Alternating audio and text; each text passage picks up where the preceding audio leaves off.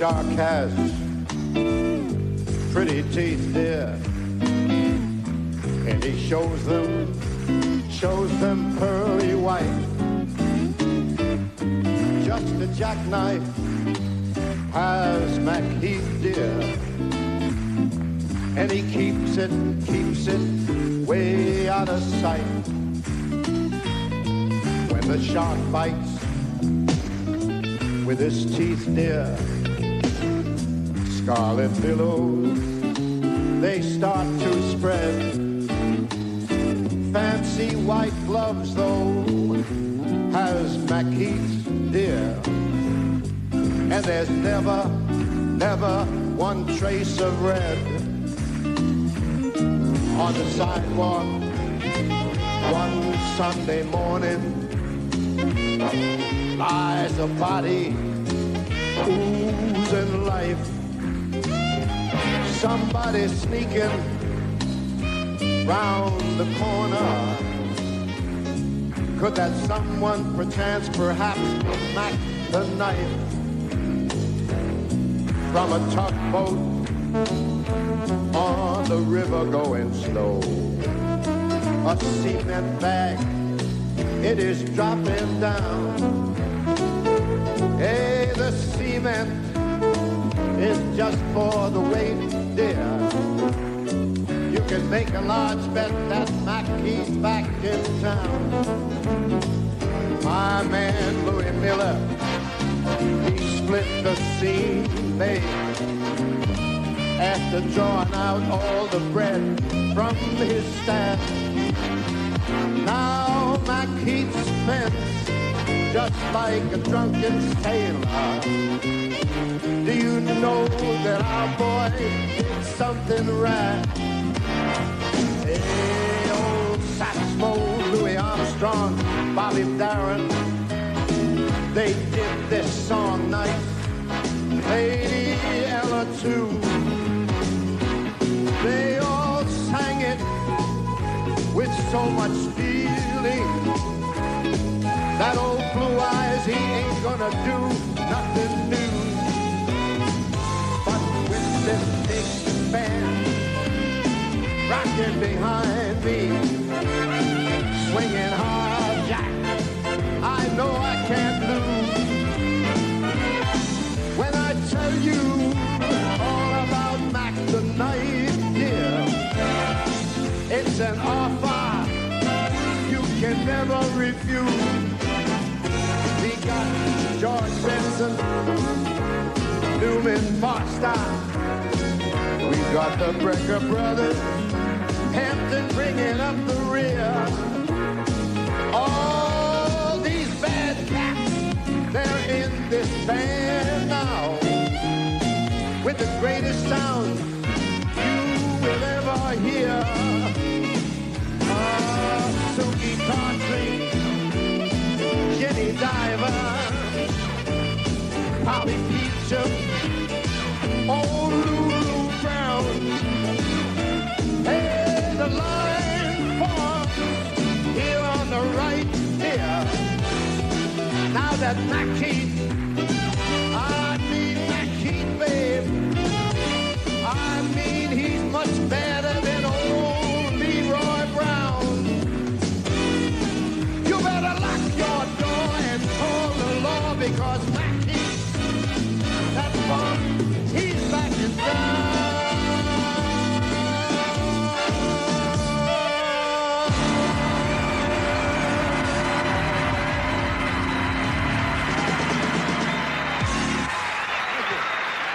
All right, this is Jon Laskin Interviews, and this week we have my dear friend Jimmy Mulidore. He's the Vegas player, and you are just listening to a recording of him with Frank Sinatra, Mac the Knife. And hello, Jimmy, and welcome to Hornby Island, CHFR. John, so nice to hear from you. Boy, it's been a long time. I miss going to see you in Temecula and in California with me and Richie Cole. It was such a thrill every time we go there. So, how are you? I'm good. We live in paradise here on Hornby. Can you tell me about the recording we just heard with Frank Sinatra and Mac the Knife? Well, that was one of many we did together. We as the orchestra, Antonio Morelli. Okay. Not me personally, and I was part of the band, the Sands Orchestra, from 1961 through middle of 1968, and we recorded many albums with Frank, and it was a very good year. Mac the Knife. It was a very good year. Most of his hits were recorded live from the Sands, and some with Nelson Riddle, and of course, my vivid memory of me in the band room and Quincy Jones coming into the room and saying, I wrote a new chart on Get Me to the Church on Time, and Frank wants you to play a solo in the middle of it. And although I was not fond of Frank because he didn't like the orchestra, because he rarely was allowed to bring his own conductor, because Antonio Morelli was very powerful, and he was not allowing Frank to conduct his band early in our relationships at the Sands. So Frank developed kind of a dislike toward the band because of Antonio. But when he came over and Quincy asked me to play the solo and Get Me to the Church on Time, I was quite honored. Yeah. But Frank was not a very likable guy with us. But and you recorded. God forbid. Yeah. What's that? I was going to say, when we hear your recordings, you recorded multiple saxes, alto, tenor, soprano, but also flute. Is that correct? Yes, oboe, English horn. When I was 17, I recorded the clarinet behind him, and actually in a live performance, he did something very unprofessional, because the listeners probably don't realize that when you have another instrument, when you're playing different instruments, you have a wooden reed. It has to be moistened all the time. Right. And when you pick it up and it dries out, there's a chance it would squeak. Right. So when one of the arrangements that Quincy wrote on when I was 17, after Nelson Riddle's recordings and so on, I had to answer Frank on the clarinet. Up, and I squeaked. and he turned around, and I had a spotlight on me because I was a featured background performer on that performance. And he brushed his left shoulder off with his right hand. And I, being of Italian descent, we don't put over too much. So I said, "What?" I made it squeak, and I yelled back at him. And I guess he didn't take that too friendly, and I didn't take it too friendly. But I never really liked Frank. But as a performer, second to none. He was incredible. No, you may. I was always behind him. You may not. I never saw him from the front. But when I saw some of the videos, my God, what a performer! But is the gangster stuff real? What's that? Is the gangster stuff real? Oh yes. There was a picture of me sitting across from Marilyn Monroe. Yeah. Now the reality of that story is, I had no business being backstage after the party. Okay. But his bodyguard, Eddie Pucci, from my hometown around Youngstown, Akron, Ohio, was connected. And Eddie didn't like to talk to too many people, so he insisted that I come to the party backstage, and I wound up sitting a foot away from Marilyn Monroe. Now, I'm pretty aware that she was having an affair with Frank. Oh. John Kennedy's back there. Oh. His brother Bobby Kennedy's back there. Sam Giancana's back there. Phyllis McGuire, Angie Dickinson, Peter Lawford, And here I am sitting across from Marilyn Monroe and the president of the Sands Hotel, Jack and Trotter, who also is trying to bop her. And I know better than even say hello to her. And I turned my back to her, and I got a picture of me being squashed between Jack and Trotter and Marilyn Monroe. And one of my podcasts that I do with the Youngstown Mob associates from Ohio, I've done several of them.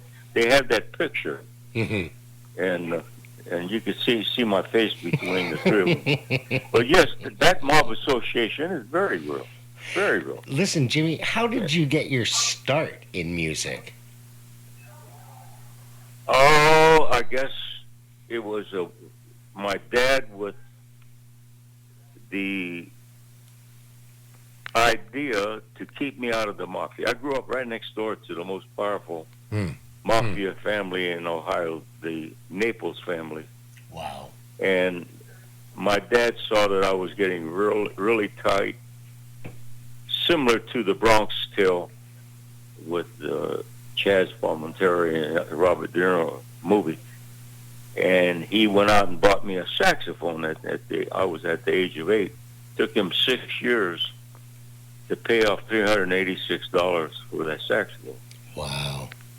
But with the stipulation that if you don't learn how to play this, I'll break your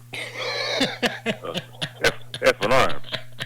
And, you know, that was my only way out of getting away from the mafia, which worked out beautifully. And how did you become... Yeah, go ahead, sorry. No, go ahead. Well, how did you become the Vegas player? Well, when I went through my, my career from leaving Ohio State University and moving to New York and going to Juilliard and studying there for 5-6 months and running out of money, becoming great friends with Phil Woods, and studying with Hall Overton, one of the fabulous teachers at Juilliard, and so on and so forth. And then moving to Las Vegas, and long story short, I went through the Sands. Well, actually, when I arrived in Vegas, John, I came here and met a great bass player named Scott LaFaro, who we were on the Buddy Morrow band. Are you kidding me? And we, that night that I was at the Black Magic playing, wonderful saxophone player, Jerry Dodgen. I don't know if you remember Jerry Dodgen. He was with the Red Norval, and I had $40 in my pocket. This is in 1957, and leading up to how I became the Vegas player. And Jerry walked up to me after I played with Carl Fontana and quite a few great players, and he said, "Are you available?" Well, hello, I got $40 in my pocket. Yes, I'm available. He said, "Well, I have to go back into the Air Force Reserves. Show up tomorrow night and play with Red Norval." Frank Sinatra hired him for about 3 months at the Sands. I would love you to substitute for me. Wow. And that's how I stayed in Vegas. Scott LaFaro went on to L.A. I didn't know so that. Anyway, I went to the El Rancho, became famous there, and then all of a sudden I had at the Sands for 8 or 9 years with the Rat Pack and everybody else. And then I wound up becoming a musical director at the Hilton Hotel, which actually was the International, opening up with Elvis Presley, and then, of course, all of the famous names, Streisand. Right. That was my next question. What was it like to perform and record with Elvis and Frank and Benny Golson and Barbra Streisand? Okay. Well, I'm trying to get to how I became the Vegas player, but anyway, I'll answer your question. With Elvis, Frank, I'm lucky I got a head of hair left because he was so notoriously mean. And when you play a solo, if you don't play it exactly right, playing double reeds, people don't realize. You play an oboe, it's a 2 wood reeds stuck together, and the water has to be out of the reed, and you don't get a chance to blow the water out of the reed. You might not sound as good as you do with the, when you're playing it all the time. Yeah, I've done. So with Frank, and even with Barbara, when I recorded with the great conductor from Germany, Klaus Ogerman, and when we recorded People, I had to answer her on the oboe. People, and I have to answer voodoo. Now you can't be flat, you can't be sharp, you can't have a gurgle in the horn. You got to be perfect. Right. And you only get one shot.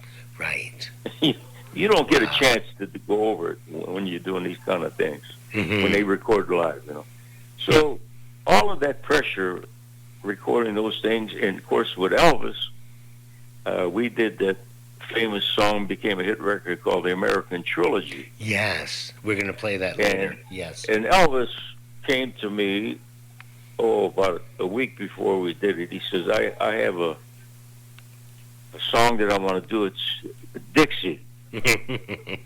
And I want you to play the flute solo. Right, that is you, yes. And like you're sitting under a tree in Georgia, having a glass of wine in the summertime, and sit back and just play this flute solo. Wow. Can you hear me? Yeah, that must have been amazing. So anyway, we did 19 takes, but the first take came off so good we used the first take. Wow. But now the pressure of that solo during a live performance, nobody realizes that, because you have the Elvis Presley Mafia, Red West, Sonny West, and all of his 3 or 4 other guys standing on the side of the stage. Wow. And Elvis in front of you, maybe 2 feet in front of you, and playing that solo. I don't know if you ever heard it. Da da da da da da da da da da, so on and so forth. And you don't dare miss a note. Wow. You don't dare miss a note. Wow. But it got to the point I played it maybe 182 times, and finally Elvis started announcing that my flute player, we can't get him to miss a note. We squirt him with water, and that became a comical thing. John, I'm sitting there and Elvis is throwing water in my face. And that's why I grew a little beard below my lips so that the water wouldn't get between my flute and my thing. Jimmy. So anyway, going further to answer your question, I became the musical director at the Hilton.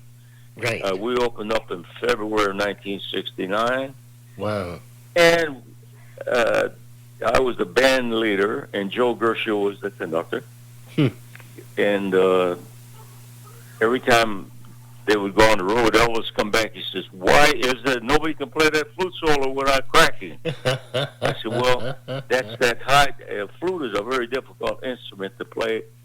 High note, high E, can very well crack on it. So, and he said, well, you don't ever crack. And I said, well, I mean, I practice all the time. John, to be good at what you do, you have to stay on top of your craft. Taste, anyway, and devotion. I was there, I guess until 1988 when the town went on strike and they got rid of all of the big bands in the showroom. Right. And then, I had all of my affairs with ladies, Raquel Welch, Anne Margaret. Wow. Right down the line. I mean, anybody you can think of. I just had so many different affairs. I'm not blowing smoke here, but wow. And then through all of that and all of my jazz associations with James Moody, Benny Golson, of course our dear friend, which we both love dearly, Richie Cole, and Phil Woods, and Eric Alexander, and all the way down the line. And Tom Scott. So somebody asked me, you need to write a book. So I wrote a book about most of my life, and that was the name of the book, The Vegas Player. Right. So that's how I became known as the Vegas Player. Jimmy, what's your most memorable gig? My memorable what? Gig or recording? Well, the most memorable recording would be with, I guess, it's hard to say. You've done so much. I mean, there's some jazz-wise, probably with me and Phil Woods. We did 2 albums together. I mean, of course, I did with Benny Golson. One with Randy Becker. Me and Richie and Randy Becker was absolutely incredible. We're going to hear a bunch of that later. Jazz things. Yeah. My God, Eric Alexander, I did 2 albums with him. It's hard to say, but pop-wise, the ones I did with Sinatra are hard to top. And, of course, Barbra Streisand was like in another planet. That was my next question. It had to have been Babs. Well, you got 48-piece band, and you have a conductor that looks like Igor Stravinsky, hair all over the place, named Klaus Ogerman looking at you. I mean, there's a lot of mental stress that goes along with recording. People don't realize. You just don't get up and play like you're playing on a Sunday afternoon in a park. I mean, it's quiet. It's scary. You have to overcome what you worry about might happen. And, one of the things that really astounded me, not to deviate from your question, but Joe Parnella, who was Vic Damone's conductor, and I played for Vic a lot. He told me that when he go to Italy, he says, these woodwind players in Italy don't go through what you go through. If I hire an oboe player, that's all I get. 1 chair with the guy playing oboe. If I hire an English horn player, I get a chair with an English horn player. If I hire a bassoon player, I get a bassoon player. If I hire a flute player, I get 1 chair. He says, you got to play them all. Right. So that to me, that is my accomplishment, I guess, that I used to, pray to God to be one of the world's great instrumentalists in the world. And I think I've accomplished that, you know what I mean? You've done so much. You've done so much. I mean, but who is your favorite musician? Who does Jimmy Mulidore listen to? Well, of course, harmonically and sound-wise, of course, to me, first it was Charlie Parker. Then, of course, John Coltrane. And then I loved Phil. Phil, I went to Juilliard. I studied with Phil, with Hall Overton, Phil Woods. And we played together so many times. I mean, we're going to listen to yesterday, I went to the music center here. And the guy that was repairing my horn said, somebody told me you got Phil Woods' mouthpiece. I said, I do. Oh, wow. And I had to show it to him, and Phil, when he had that mouthpiece that he did all of his recordings with, he put a rubber patch on. I don't know if you remember in the days when you did your own repairing on your tires when it was flat. You'd buy a rubber patch. Well, he put that on the top of the mouthpiece because he had a bad habit of biting through the mouthpiece with his teeth. And John, I still have that patch on the top of the mouthpiece. Oh my God! We're gonna listen to the way I got that mouthpiece was through a bottle of Dom Perignon. we had played a gig. I think it was at my house. We had a house full of people, and we had a jam session. And we had Carl Fontana, a bunch of people over here. Wow. At my home. Wow. And Phil and I played, and then there was a girl pianist that was there. And anyway, at the end of the night, I went to bed, and I woke up the next morning. And Phil had his excitement with this lady friend of his, and I looked on my dining room table, and there was an empty bottle of Dom Perignon. and I walked over to Phil and I said, "You dirty MF, you drank my Dom Perignon. It's $100 bottle of Dom Perignon." And he looked at me and he said, "So?" I said, "So you just lost your effing mouthpiece? I'm taking your mouthpiece." So that's how I got that mouthpiece, John. Stop it. I was going to say. And I have a friend of mine. Jimmy. There's a young, great little alto player in New York named Aaron Johnson. Mm-hmm. And he's been asking me about that mouthpiece. He's very interested in that mouthpiece. Wow. But a lot of people have been asked to buy that mouthpiece. You know, I've had a lot of money offered for that. Yeah, no kidding. Phil Wood's mouthpiece, but of course that's going nowhere. Yeah, we're going to listen to your versions of Lush Life and Love Supreme later in the show. But with me and Richie? Yeah. But I was playing bass clarinet and Richie was playing alto on that. You know. What's your the funny thing with Richie, I don't know if you knew that at when I guess it was late 60s or I don't know when it was 60. I got this knock on the door and I opened it up and here's this van parked in my driveway. Yeah. And it was Richie Cole.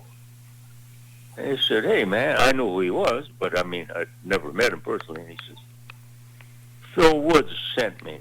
I said, "John, what?" I said, "Well, what do you want me to do?" He just said, "You take care of me." I said, "Well, wait a minute. Take care of you what? You're not going to live with me." I said, "He said, well, no, I live in my van." You know, Richie was an odd guy. You loved him madly. I know you loved Richie very much. Yeah. But he lived in his van. Wow. And I said, "Well, okay.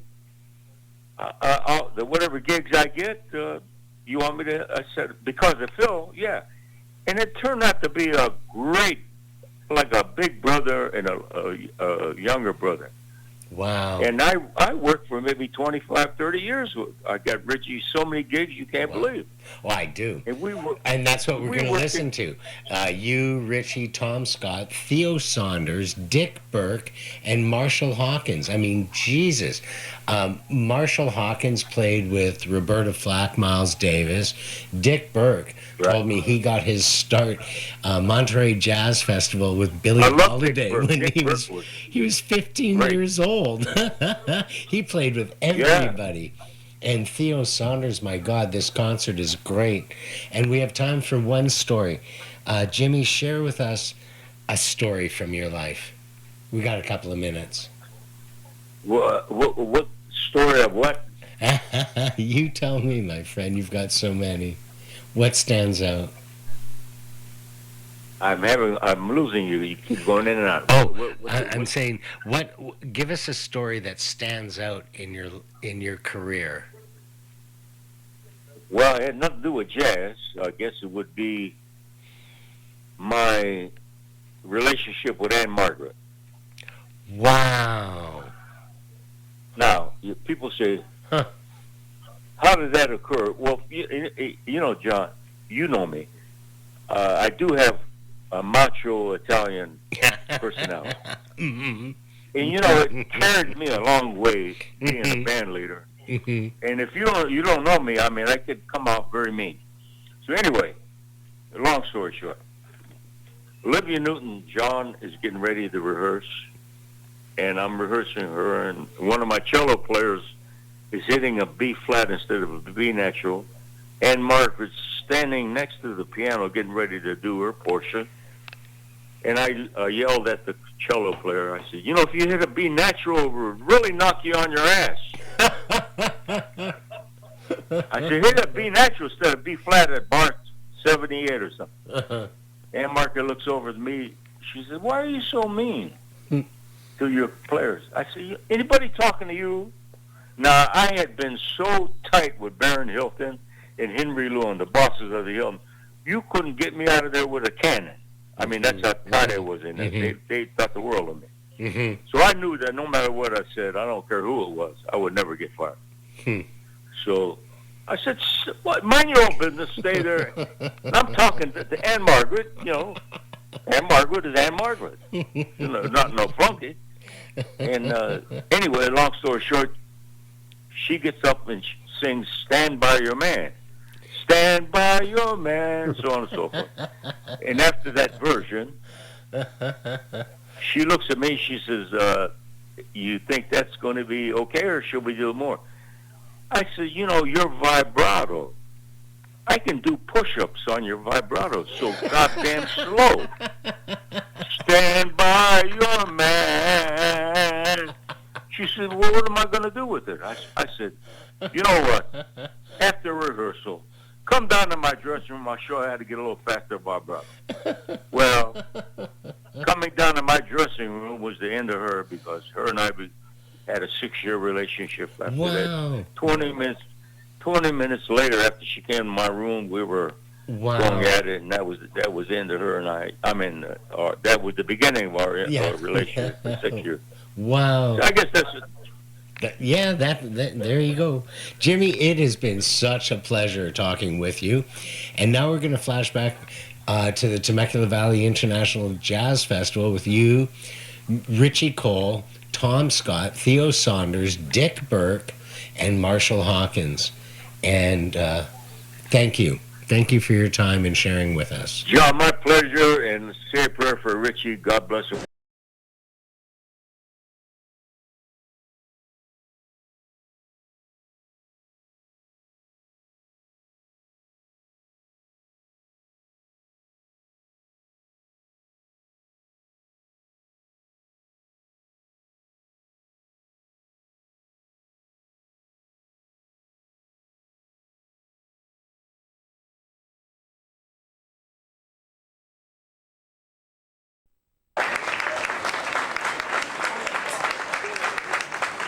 Thank you very much.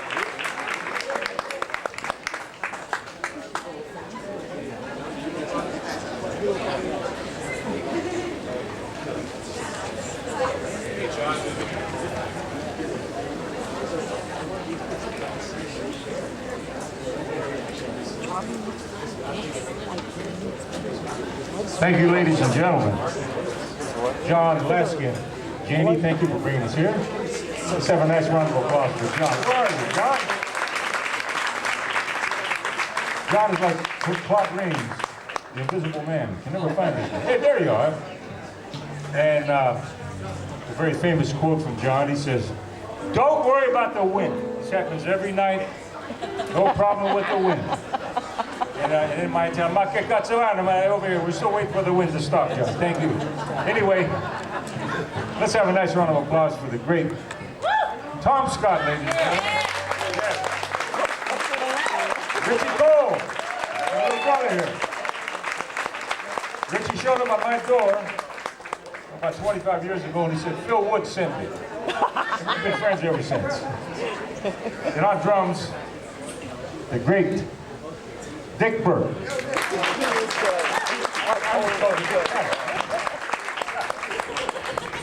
I brought it for the great Marshal Hawkins. The gentleman here is knocking me out already. I know, Theo. Theo Saunders. If you're interested in some CDs, you can come forth. Tom has a lot of CDs. He just recorded a new Cannonball Adderley CD and another one with Phil Wood. So Tom is on all over the place with his CDs. So if you want some of Tom's CDs, come forth. And we'll arrange that for you. I have some. Richie has some. I got CDs. Yeah, Richie has no CDs, so I'll give him my CDs and sell it. Anyway, here's a Cannonball Adderley tune entitled Scotch and Water.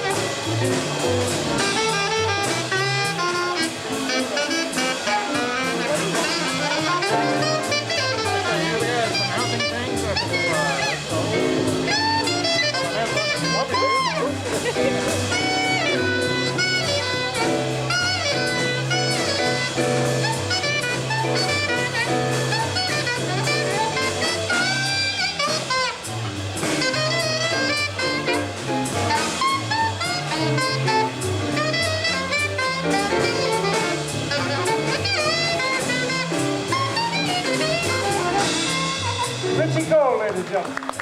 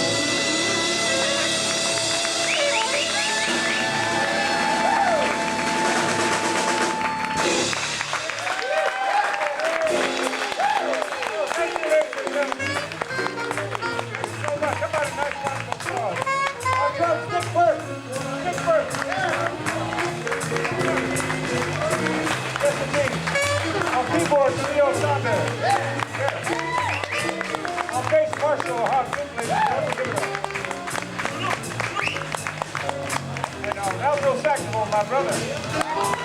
Great, Richie Cole. Yeah. And as usual, magical, famous, wonderful Tom Scott. We'd like to acknowledge Mrs. James Moody. Linda Moody's here. Thank you, Linda, for coming. Benny Holman, Frank LaMarca, and the great Gary Lefebvre, wherever you're at, Gary. My name is legendary Jimmy Mulidore. They tell me I'm going to say it. If you like what we did, it is Jimmy Mulidore. It is Jimmy G. Anyway, we'll be back very shortly. Upcoming is James Tom.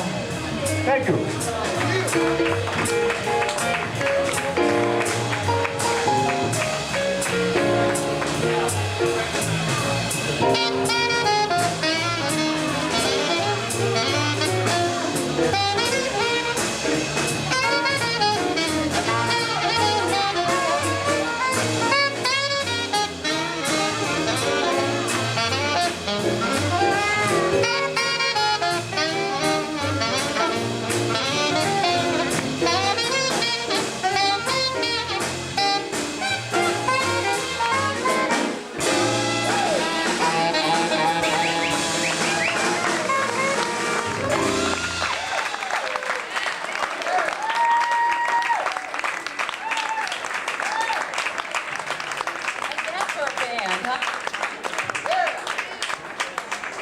Now we got that working. Woo! Thank you, ladies and gentlemen, for joining us tonight and for lending your support to this wonderful festival. My name is Claudia Russell. How about it, Claudia Russell, huh? This is my friend James Jennings. We're going to get his mic up soon. I'm with KSDS Jazz 88.3. We are San Diego's only member-supported, full-spectrum, all-the-time jazz and blues station. And I'm proud to say that now you can reach us in Temecula at 88.3.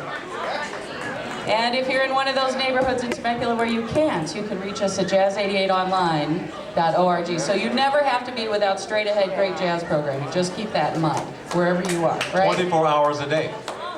24 hours a day? I've been listening for 24 hours a day. He has been. He's been checking up on me. That's absolutely. Making sure you guys got it right. So how about a hand what else, for the mover and shaker, the two movers and shakers, Jon and Jane Yes. Laskin. How about a hand for Jon and Jane Laskin? Right, there he is. Jane, there's Jane. There's Jane, yeah. See, John's hiding somewhere. There they are. All good. And coming up later tonight? He's standing right over there, Mr. Brian Auger and the Oblivion Express. Right there? Yeah. It's the guy in the And cool the cat's anime already shirt. here. And she sings just as good as she looks. Oh man, gospel, jazz, and blues, it's all there in one tight package, man, and it sounds great. It's gotta be It'll be a good time. Yeah, it's gonna be a great time. Are you guys coming to see Brian Auger tonight? Anybody coming to see Brian Auger Brian Auger tonight? Yeah, okay, all right. All right. We'll be out here tomorrow evening as well. Gonna have a great time tomorrow evening, Saturday and Sunday. So we hope that you all will take advantage of the wine that we have out here for you this evening. We got coffee, we got food. If you haven't gotten the food line, get somebody to go over and save your place in the line and go enjoy, because we got to eat all this up. That's what Jane told me to tell you. We got to eat all this food up. That's right. We can't go until all the food is Until gone. all the food is gone. So if you haven't gotten yours, believe me, we will issue it to you, feed it to you. We got it right there just for you. We did all this just for you. I'm good. James Jennings. Claudia Russell. Thank you, ladies and gentlemen. Have a great weekend. I'll get something and then you can get something, huh?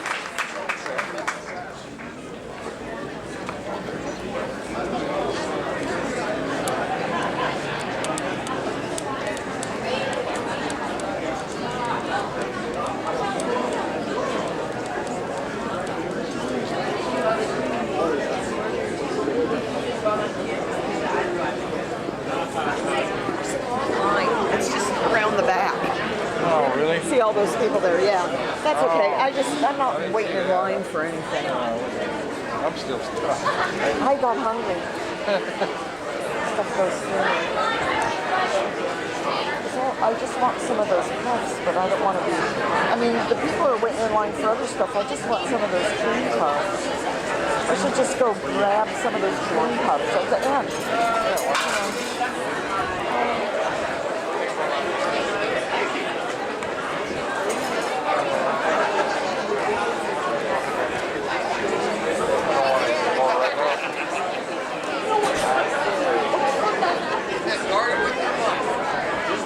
Oh, wait.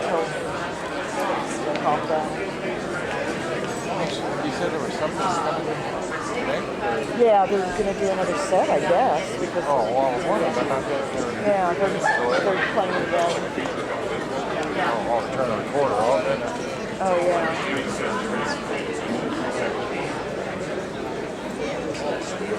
I think I'll go get my jacket, Bob.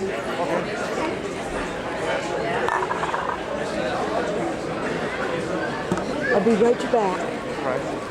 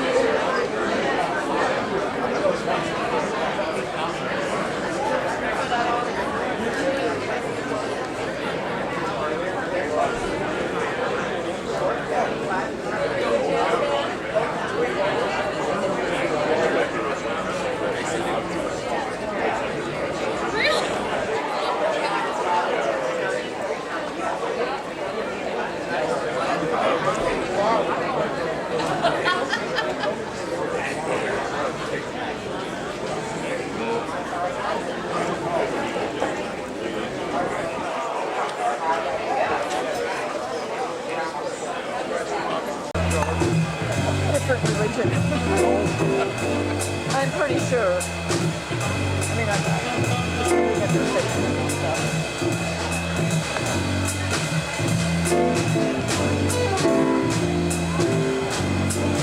Good last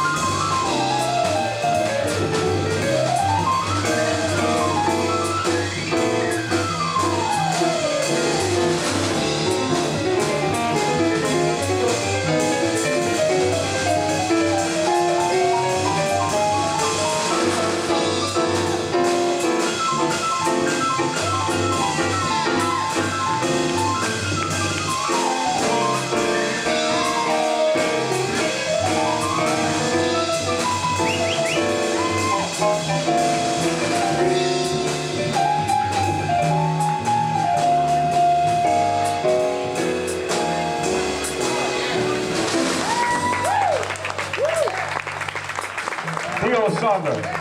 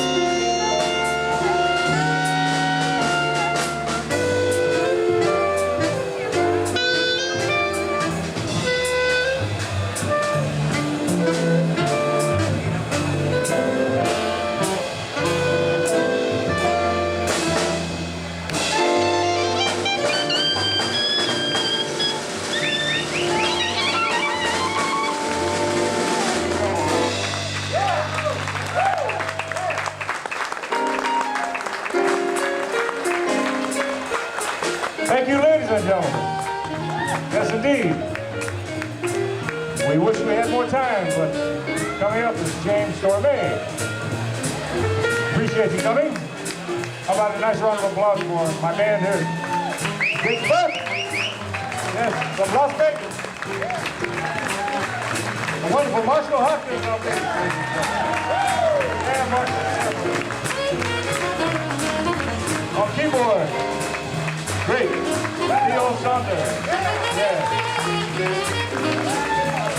And to my right, my little brother. I love this guy. Everybody loves Richie. Give it up for Richie Cole. Thank you. only. I'm very proud of him, Mr. Tom Scott. Yeah, Tom.